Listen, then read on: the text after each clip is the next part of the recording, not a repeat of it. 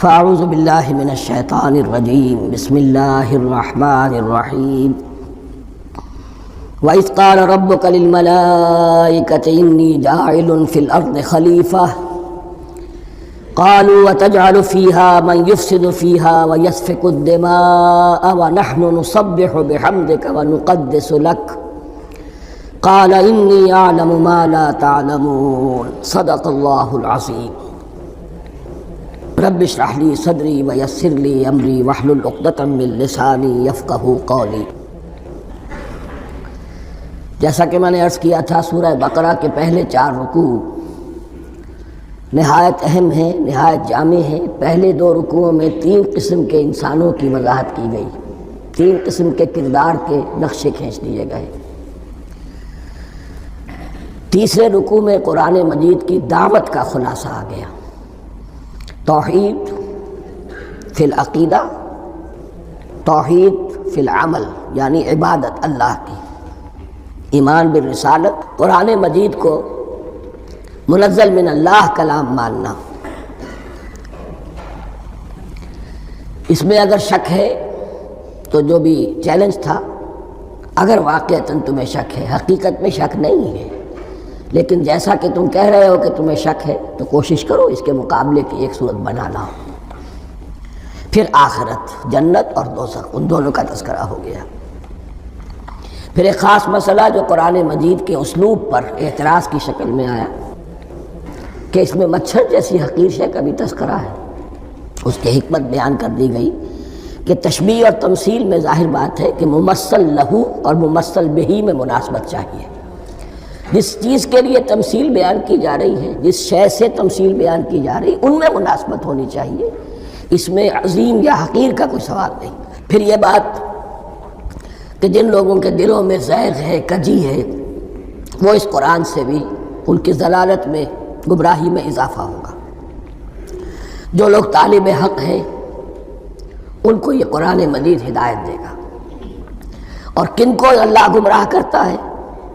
جو سرکش ہے، جو نمبر 1 اللہ سے جو عہد کر کے دنیا میں آئے تھے اس کی خلاف ورزی کر رہے ہیں، اور صلہ رحمی کے بجائے قطع رحمی کرتے ہیں۔ اس کے بعد ایک بہت اہم فلسفیانہ بات آ گئی، اور اسی کے ضمن میں میں نے اصل میں یہ ساری بات دہرائی ہے۔ میں نے کہا تھا کہ یہ بات واضح ہوگی آگے جا کر سورہ غافر میں۔ پھر ذہن میں لائیے کہ جب یہ صورت نازل ہوئی ہے، سورہ غافر نازل ہو چکی تھی، لہذا یہاں اجمالی تذکرہ ہے، وہاں تفصیلی تذکرہ ہے۔ اہل جہنم کا قول نقل ہوا ہے، ربنا امتنا اثنتین واحییتنا اثنتین فاعترفنا بذنوبنا فہل الی خروج من سبیل۔ اے اللہ، تو نے 2 مرتبہ ہم پر موت وارد کی، 2 مرتبہ ہمیں زندہ کیا، اب ہم نے اپنے قصور تسلیم کر لیے، تو اب یہاں سے بھی کوئی اور مرحلہ ہے یا نہیں؟ یہاں سے نکلنے کا بھی کوئی راستہ ہے یا نہیں؟ اس سے حقیقت یہ واضح ہوئی، انسان کی تخلیق اول ہوئی عالم ارواح میں، صرف ارواح کی حیثیت سے، اور حدیث میں آتا ہے الارواح جنود مجندہ، لشکروں کی شکل، تمام انسان۔ ان سے عہد لیا گیا الست بربکم قالوا بلی، پھر سلا دیا گیا ارواح کو۔ یہ گویا کہ پہلی موت تھی جو ہم گزار آئے۔ پھر عالم خلق کا مرحلہ آیا۔ عالم خلق میں یہ تناسل کے ذریعے سے رحم مادر میں جب ایک جنین تیار ہوتا ہے تو ایک حدیث ہے حضرت عبداللہ ابن مسعود سے، 4 مہینے کا جب جنین ہو جاتا ہے تو اس کے بعد وہ روح لا کر اس میں پھونک دی جاتی ہے۔ یہ گویا کہ احیاء اولا ہو گیا، پہلی مرتبہ کا زندہ کیا جانا، پہلی موت کی نیند سے جگا دیا گیا۔ اے تازہ واردان بساط ہوائے دل، اب ہم اس دنیا میں اس جسد کے ساتھ زندہ ہوئے، اب پھر موت آئے گی، جسد یہی چلا جائے گا جہاں سے آیا تھا، روح جہاں سے آئی تھی وہاں واپس جائے گی۔ ثم یمیتکم ثم یحییکم ثم الیہ ترجعون، پھر تمہیں اللہ کی طرف لوٹا دیا جائے گا۔ یہ ہے بہت گہرا نقطہ فلسفہ دین کا۔ اس کے بعد مضمون شروع ہو رہا ہے خلافت کا، جس کا اجمالی جو ہے تذکرہ تیسرے رکوع کی آخری آیت میں آ گیا، هو الذی خلق لکم ما فی الارض جمیعا، زمین میں جو کچھ ہے اے انسانوں تمہارے لیے پیدا کیا گیا ہے۔ اسی کے ساتھ جڑتا ہوا مضمون اب خلافت کا آ رہا ہے۔ وَإِذْ قَالَ رَبُّكَ لِلْمَلَائِكَةِ إِنِّي جَاعِلٌ فِي الْأَرْضِ خَلِيفَةً، اور یاد کرو جب کہ کہا تھا تمہارے رب نے فرشتوں سے، میں بنانے والا ہوں زمین میں ایک خلیفہ۔ اب خلیفہ کی حقیقت کو سمجھیے، خلیفہ کسے کہتے ہیں؟ نائب۔ عام طور پر لوگوں کو مغالطہ ہوتا ہے کہ خلیفہ جانشین جو ہے وہ تو کسی کے موت کے بعد ہوتا ہے، زندگی میں تو نہیں ہوتا۔ لیکن یہاں اصل میں ہمارے لیے بہت آسان ہے، انسان کی جو اصل حقیقت ہے اس دنیا میں اس کو سمجھنے کے لیے یوں سمجھیے کہ ہم آج سے 50 سال پہلے انگریز کے غلام تھے، ہمارا بادشاہ یا ملکہ انگلستان میں تھا یا تھی، دہلی میں وائس رائے ہوتا تھا۔ وائس رائے کا کام کیا ہے؟ جو حکم آیا ہے ہز میجسٹیز گورنمنٹ کا یا ہر میجسٹیز گورنمنٹ کا جو حکم آیا ہے بلا چون و چرا، بغیر کسی تغیر اور تبدل کے نافذ کرے۔ ہاں جہاں کوئی حکم وہاں سے نہیں ہے تو یہاں کے حالات میں بہترین اپنی رائے قائم کرے، غور و فکر کرے، یہاں کی مصلحتیں کیا ہے، جو چیز بھی امپائر کی مصلحت میں ہو اس کے مطابق فیصلہ کر سکتا ہے۔ بین ہی یہی رشتہ ہے، اللہ ہے لیکن اللہ نے اپنے آپ کو غیب کے پردے میں چھپا لیا ہے۔ زمین پر انسان ہے، اب انسان کا کام یہ ہے جو ہدایت آ رہی ہے اللہ کی طرف سے اس پر تو بے چون و چرا عمل کرے۔ جہاں کوئی ایکسپریس ہدایت نہیں ہے، کوئی واضح ہدایت نہیں ہے، وہاں اپنے بیسٹ ججمنٹ کو ایکسرسائز کرے، اسی کا نام اجتہاد ہے۔ غور و فکر کرے، سوچے، اور جو بات روح دین کے زیادہ سے زیادہ مطابقت رکھنے والی ہو اس کو اختیار کر لے۔ بین ہی یہی رشتہ ہے در حقیقت رشتہ خلافت کہ جو اللہ اور انسان کے مابین ہے۔ اب یہ جو دی گئی ہے یہ حیثیت تمام انسانوں کو دی گئی ہے، پوٹینشلی ہر انسان اللہ کا خلیفہ ہے، لیکن جو اللہ کا باغی ہو جائے، جو خود حاکمیت کا مدعی ہو گیا، گویا کہ وہ باغی ہے۔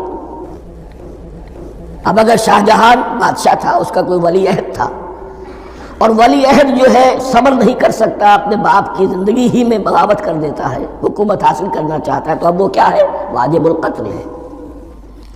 جو لوگ بھی حاکمیت کے مدعی ہو گئے، ویسے تو حقیقت واجب القتل ہے لیکن دنیا میں مہلت دی ہے اللہ نے، یہ دارالامتحان ہے، فوراً قتل نہیں کرتا، فوراً ختم نہیں کرتا۔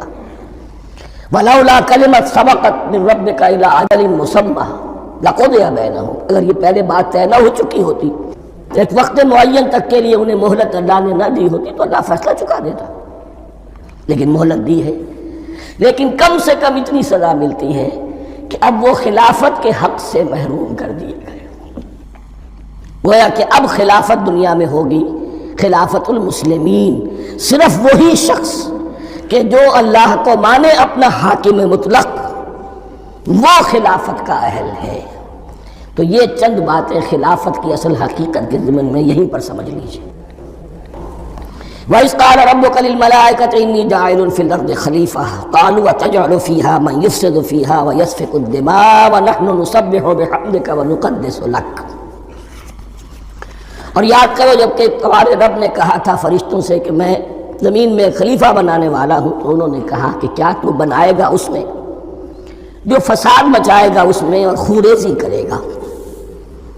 وَنَحْنُ نُسَبِّحُ بِحَمْدِكَ وَنُقَدِّسُ لَكَ، ہم آپ کی تسبیح اور تحمید اور آپ کی تقدیس میں لگے ہوئے ہیں۔ قَالَ إِنِّي أَعْلَمُ مَا لَا تَعْلَمُونَ، فرمایا میں جانتا ہوں جو تم نہیں جانتے۔ اب یہاں سوال پیدا ہوتا ہے کہ فرشتوں کو یہ گمان کیسے ہوا، یہ خیال کیسے ہوا؟ دو رائے ہیں اس میں۔ ایک تو یہ کہ انسان کی تخلیق سے پہلے اس دنیا میں جنات تھے اور انہیں بھی کچھ اللہ نے تھوڑا سا اختیار دیا تھا اور انہوں نے یہاں فساد مچایا۔ انہی پر قیاس کرتے ہوئے فرشتوں نے سمجھا کہ انسان بھی پھر زمین میں فساد مچائے گا، خوریزی کرے گا۔ ایک دوسری اصولی بات یہ کہی گئی ہے کہ خلافت کا لفظ جب استعمال ہوا تو اس کے معنی ہے کہ کوئی نہ کوئی اختیار بھی ملے گا۔ جنات کے بارے میں خلافت کا لفظ کہیں نہیں آیا، انسان کے بارے میں آ رہا ہے۔ خلیفہ بالکل بے اختیار نہیں ہوتا، جیسا کہ میں نے عرض کیا، جہاں واضح حکم ہے تو اس کی تو تنفیذ، جہاں نہیں ہے وہاں اپنی رائے سے جتنا بھی بہتر سے بہتر سوچ سکتا ہو انسان رائے قائم کرے۔ یہ اختیار جو ہے، ظاہر بات ہے جہاں اختیار ہوگا صحیح استعمال ہونے کا بھی امکان ہے، غلط استعمال ہونے کا بھی امکان ہے۔ اختیار تو بلکہ یہ کہ آپ کا پولیٹیکل سائنس کا تو ایکزیم یہ ہے، authority turns to corrupt and absolute authority corrupts absolutely۔ تو ٹینڈنسی کرپشن کی ہوتی ہے اختیار کے اندر، اس بنا پر انہوں نے قیاس کیا کہ اس میں فساد ہوگا، خوریزی ہوگی۔ اللہ تعالیٰ نے فرمایا اپنی حکمتوں سے میں خود واقف ہوں، میں کیوں بنا رہا ہوں یہ میں جانتا ہوں، تم نہیں جانتے۔ وَعَلَّمَ آدَمَ الْأَسْمَاءَ كُلَّهَا، اور اللہ نے سکھا دیے آدم کو تمام کے تمام نام۔ اب اس میں بھی ایک رائے تو یہ ہے، بلکہ اس میں تقریباً اجماع ہے مفسرین کا، کہ اس سے مراد ہے تمام اشیاء کے نام، اور تمام اشیاء کے نام سے مراد ہے ان کی حقیقت کا علم۔ ہیومن نالج جو ہے، اگر آپ اس کا تجزیہ کریں گے تو وہ یہی ہے کہ انسان ایک چیز کو پہچانتا ہے، پھر اس کے لیے ایک نام رکھتا ہے یا کوئی ٹرم اس کے لیے قائم کرتا ہے۔ اس نام یا ٹرم اور اس کے حوالے سے، اصطلاح کے حوالے سے بہت سے حقائق کو اپنے ذہن کے اندر محفوظ کرتا ہے۔ تو گویا کہ ان علمہ آدم الاسماء کلہا، تمام نام سکھا دیے کل مادی کائنات کے اندر جو کچھ وجود میں آنے والا تھا، ان سب کی حقیقت سے پوٹینشلی حضرت آدم کو آگاہ کر دیا۔ یہ پوٹینشل علم ہے، ہیومن نالج، جو ایکوائرڈ نالج ہے، جو انسان کو سمع اور بصر اور اپنے اس دماغ کے کمپیوٹر کے ذریعے سے حاصل ہوتا ہے۔ ایک ہے ریویلڈ نالج جو اللہ وحی کے ذریعے سے بھیجتا ہے، ایک ہے ایکوائرڈ نالج، انسان خود علم حاصل کرتا ہے۔ اس نے آنکھوں سے دیکھا، کان سے سنا، نتیجہ نکالا، اور اس کمپیوٹر نے اس کو پروسیس کیا، اس نتیجے کو کہیں میموری کے اندر سٹور کر لیا۔ یہ کمپیوٹر ہے بہت بڑا۔ پھر کچھ اور دیکھا، کچھ اور سنا، کچھ چھو کر معلوم ہوا، کچھ چکھ کر معلوم ہوا، کچھ سونگھ کر معلوم ہوا، کوئی اور نتیجہ نکلا، اسے وہ پاس میموری کے ساتھ اس کو ٹیلی کیا اور نتیجہ نکالا۔ اس طرح رفتہ رفتہ ان السمع والبصر والفؤاد کل اولئک کان عنہ مسئولا، یہ ایکوائرڈ نالج تین چیزوں سے انسان کو حاصل ہو رہا ہے، سماعت، بصارت اور یہ عقل، جو فائدہ اخذ کرتی ہے، جو اس کو پروسیس کرتی ہے، اس تمام جو سینس ڈیٹا اس کو مہیا ہوتا ہے سینس آرگنز کے ذریعے سے۔ یہ علم ہے جو پوٹینشلی حضرت آدم کو دے دیا گیا، اس کی ایکسفولیشن ہو رہی ہے، اب درجہ بدرجہ وہ علم پھیل رہا ہے، بڑھ رہا ہے، اور بڑھتے بڑھتے کہاں تک پہنچے گا ہم کچھ نہیں کہہ سکتے، کہاں سے کہاں پہنچ گیا انسان۔ اس نصف صدی کے اندر علم انسانی میں جو ایکسپلوژن ہوا ہے، میں اور آپ اس کا تصور تک نہیں کر سکتے۔ اکثر بڑے بڑے جو سائنسدان ہیں انہیں تصور نہیں ہے، اس لیے کہ ایک شخص اپنی لائن فزکس کے بارے میں جانتا ہے کیا کچھ ہو گیا، یا فزکس کی بھی کسی شاخ کے بارے میں جانتا ہے، باقی دوسری جو لائن ہے اسے کچھ پتہ نہیں۔ اسپیشلائزیشن کا دور ہے، لہذا جو ایکسپلوژن کہا جائے، دھماکہ ہوا ہے علم کا، اس کا کوئی اندازہ نہیں ہے ہمارے پاس، اور کس تیزی کے ساتھ وہ چیز آگے بڑھ رہی ہے، کس تیزی کے ساتھ ایک چیز آج جو ایجاد ہوئی چند دنوں کے اندر اندر اس کے بعد اس کا نیا کوئی ورشن آ جاتا ہے اور یہ چیز جو ہے آبسولیٹ ہو جاتی ہے۔ کمیونیکیشن کے اندر جو انقلاب عظیم برپا ہوا ہے، تو آپ یہ سمجھیے کہ اقبال نے جو شعر کبھی کہا تھا کہ عروج آدم خاکی سے انجم سہمے جاتے ہیں، کہ یہ ٹوٹا ہوا تارا مہ کامل نہ بن جائے۔ اور یہ مہ کامل بنے گا کب؟ جب دجال کی شکل اختیار کرے گا۔ دجال کون ہوگا؟ جو ان تمام قواعد طبیعہ کے اوپر قابو پا لے گا، جب چاہے گا جہاں چاہے گا بارش برسائے گا، رزق کے تمام خزانے اپنے ہاتھ میں لے لے گا، جو اس کے اوپر ایمان لائے گا اسی کو ملے گا، کسی اور کو نہیں ملے گا، اس کی آواز پوری دنیا میں سنائی دے گی۔ وہ چند دنوں کے اندر پوری دنیا کا چکر لگا لے گا۔ یہ ساری چیزیں جو حدیث میں دجال کے بارے میں آئی ہیں وہ اسی علم آدم ایکوائرڈ نالج کے اس حد کو پہنچ جانا کہ وہ ٹوٹل مسٹریز نیچر کی جو ہے وہ اس پر منکشف ہو جائے اور ان قواعد طبیعہ کو وہ ہارنس کر لے، قابو میں لے آئے اور انہیں استعمال کرے۔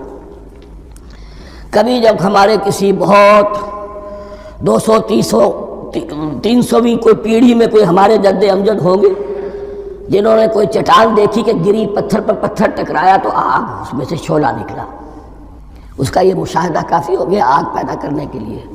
پتھروں کو ٹکراؤ، آگ پیدا کر لو۔ یہ اس دور کی سب سے بڑی ایجاد تھی، آگ، انرجی۔ اب وہ انرجی کہاں سے کہاں پہنچی؟ وہ آگ نے بھاپ کی شکل اختیار کی، پھر ہم نے بجلی ایجاد کی، اور کب کیا ہے ایٹمک انرجی ہے اور نہ معلوم کیا کیا ہے، واللہ اعلم۔ اس تمام چیزوں کا تعلق ہے خلافت ارضی کے ساتھ۔ لہذا فرشتوں کو جو بتایا گیا وہ یہ ہے کہ آدم کو علم بھی دیا جا رہا ہے، صرف اختیار ہی نہیں دیا جا رہا، علم دیا جا رہا ہے۔ وَعَلَّمَ آدَمَ الْأَسْمَاءَ كُلَّهَا ثُمَّ عَرَضَهُمْ عَلَى الْمَلَائِكَةِ، پھر ان تمام اشیاء کو پیش کیا فرشتوں کے سامنے۔ فَقَالَ أَنبِئُونِي بِأَسْمَاءِ هَؤُلَاءِ، اور فرمایا کہ مجھے بتاؤ ان چیزوں کے نام، ان کنتم صادقین، اگر تم سچے ہو۔ قالوا سبحانک لا علم لنا الا ما علمتنا، انہوں نے کہا پروردگار تو پاک ہے ہر نقص سے، ہر عیب سے، ہر ضعف سے، ہر احتیاج سے، مبرہ ہے، منزہ ہے، اعلیٰ ہے، ارفع ہے۔ لا علم لنا الا ما علمتنا، ہمیں کوئی علم حاصل نہیں سوائے اس کے جو تو نے ہمیں سکھا دیا ہے۔ اس کی تعبیر یہی بہتر معلوم ہوتی ہے کہ ملائکہ کی حیثیت در حقیقت اس کائناتی جو حکومت ہے اللہ کی، آفاقی حکومت، اس کے کارندوں کی ہے، یا اس کے سول سرونٹس ہیں۔ تو ہر ایک کو صرف اس کے شعبے کے متعلق علم دیا گیا ہے، علم جامع نہیں ہے، تمام چیزوں کا علم یہ معلوم کرنے کی استعداد ان کے پاس نہیں ہے۔ کوئی فرشتہ فرض کیجئے بارش کے اوپر مامور ہے، کوئی پہاڑوں پر مامور ہے، جس کا ذکر سیرت میں آتا ہے کہ جب طائف میں حضور پر پتھراؤ ہوا ہے تو اس کے بعد ایک فرشتہ حاضر ہوا ہے کہ میں ملک الجبال ہوں، اللہ نے مجھے پہاڑوں پر مامور کیا ہوا ہے، آپ اگر فرمائیں تو جن لوگوں نے آپ کو ستایا ہے، یہ جو طائف جن دو پہاڑوں کے درمیان یہ وادی ہے، ان کو آپس میں ٹکرا دو کہ یہ پس کر اور سرما بن جائے۔ آپ نے فرمایا نہیں، کیا عجب، اللہ تعالیٰ ان کی اگلی نسلوں کو ہدایت دے دے۔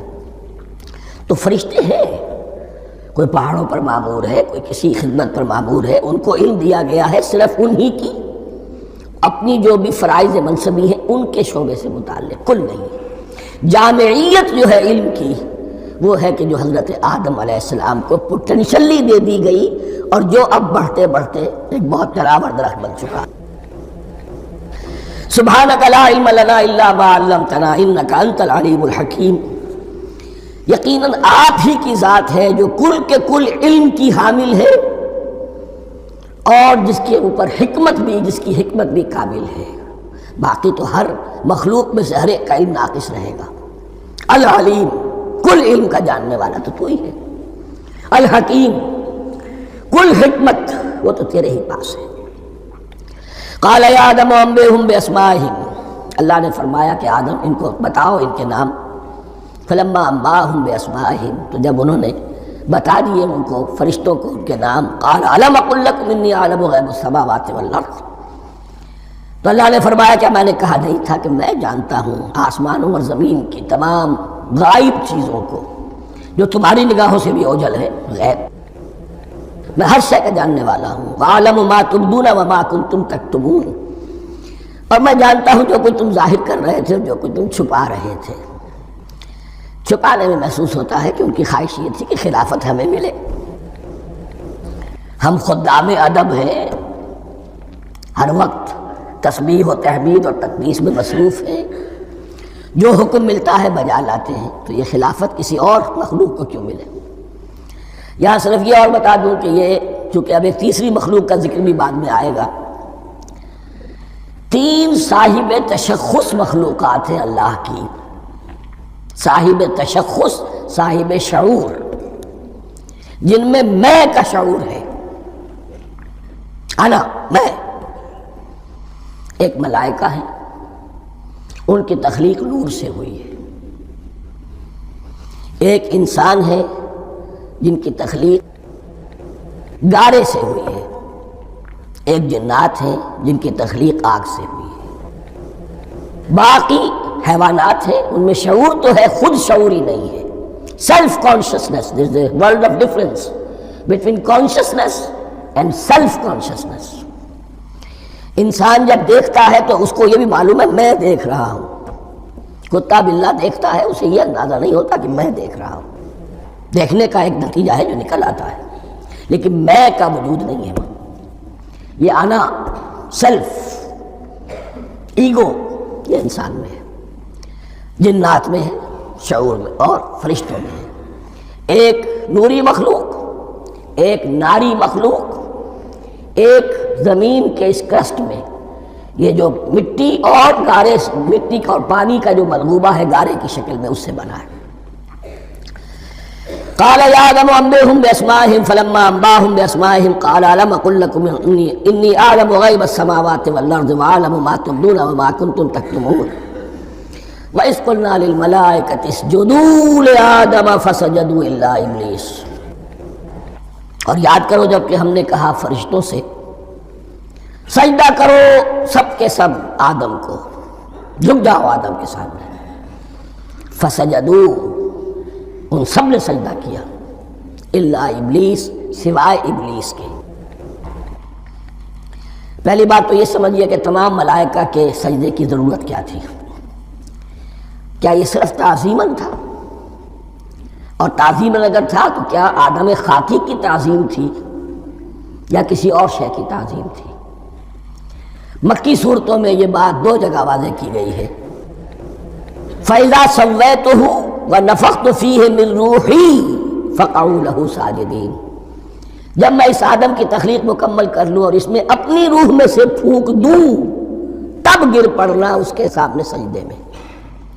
تعظیم اگر ہے تو آدم خاکی کی نہیں ہے، اس کے اندر جو ڈیوائن ایلیمنٹ ہے، جو ڈیوائن سپارک ہے، جو روح ربانی ہے، میری روح، اس کی ہے۔ اور نمبر دو، اس کی حکمت کیا ہے، علت کیا ہے، غرض و غایت کیا ہے؟ جیسا کہ میں نے عرض کیا، اس کائنات کی اس حکومت کے کارندے تو وہ ہیں۔ خلیفہ بنایا جا رہا انسان کو، جب تک یہ ساری سول سروس اس کے تابع نہ ہو، خلافت کیسے کرے گا؟ دیکھیے میں جانا چاہتا ہوں، چوری کرنے کے لیے جانا چاہتا ہوں، راستے میں کتنے فیکٹرز ہوں گے، کتنے فزیکل فینومینا ہوں گے۔ میں چلنا چاہتا ہوں، میں زمین کو دھکیلتا ہوں، زمین مجھے دھکیلتی ہے، زمین مجھے نہ دھکیلے تو میں کیسے چلوں گا؟ یہ پوری کائنات جو ہے، یہ جب ہم کوئی ارادہ کرتے ہیں اور کوئی فعل کرتے ہیں تو اس فعل کے پورے ہونے میں، اس کے ظہور میں نہ معلوم کون کون سے ایلیمنٹس ہیں، کون کون سی فورسز آف دی نیچر ہیں جو ہمارے ساتھ موافقت کرتی ہے تو ہم وہ کام کر سکتے ہیں۔ اور ان سب پر فرشتے مامور ہیں، ہر ایک کی اپنی ڈومین ہے۔ اگر وہ تابع نہ ہو تو خلافت کی کوئی معنی نہیں۔ خلافت دی گئی ہے، یہ ادھر جانا چاہتا ہے جانے دو، یہ نماز کے لیے مسجد میں جانا چاہتا ہے جانے دو، یہ چوری کے لیے نکلا ہے نکلنے دو، اس لیے کہ اس کو جو اختیار دیا گیا ہے، اس کے اختیار کے استعمال میں یہ تمام جو قوتیں ہیں وہ اس کے ساتھ موافقت کرتی ہیں، تب اس کا کوئی ارادہ، وہ اچھا ہو یا برا، وہ پایہ تکمیل کو پہنچ سکتا ہے۔ یہ گویا کہ سبارڈینیشن اس کے لیے سمبل کہ تمام فرشتوں کو جھکا دیا گیا۔ البتہ اس آیت میں ایک مغالطہ پیدا ہوتا ہے، الا ابلیس، سوائے ابلیس کے۔ مغالطہ یہ پیدا ہوتا ہے کہ شاید وہ بھی فرشتہ تھا، اس لیے کہ حکم تو فرشتوں کو دیا گیا تھا۔ پھر نوٹ کیجئے، اس سے پہلے، بہت پہلے سورہ کہف نازل ہو چکی ہے، اور سورہ کہف میں فرما دیا گیا ہے کان من الجن ففسق عن امر ربی، وہ جن تھا پس اس نے سرکشی کی اپنے رب کے حکم سے۔ فرشتے کی شان یہ نہیں ہے، وہ اللہ کے کسی حکم کی سرتابی نہیں کرتا۔ لا یعصون اللہ ما امرہم ویفعلون ما یؤمرون، وہ اللہ کے کسی حکم کی نافرمانی نہیں کرتے اور جو حکم ملتا ہے بجا لاتے ہیں۔ یہ جنات کے اندر اختیار تھا، جیسے اختیار انسانوں کو دیا گیا ہے۔ جنات میں نیک بھی ہیں، بد بھی ہیں، اعلیٰ بھی ہیں، ادنا بھی ہیں، جیسے انسانوں میں۔ لیکن یہ عزازیل جو جن تھا، علم اور عبادت دونوں کے اعتبار سے بہت بلند ہو گیا تھا، اور یہ فرشتوں کا یوں سمجھیے کہ ہم نشین، فرشتوں کے ساتھ اس طور سے شامل، جیسے بہت سے انسان بھی اگر اپنی بندگی میں، زہد میں، عبادت میں، نیکی میں ترقی کریں تو ان کا ملائے اعلیٰ کے ساتھ، عالم ارواح کے ساتھ، عالم ملائکہ کے ساتھ ایک رابطہ قائم ہوتا ہے۔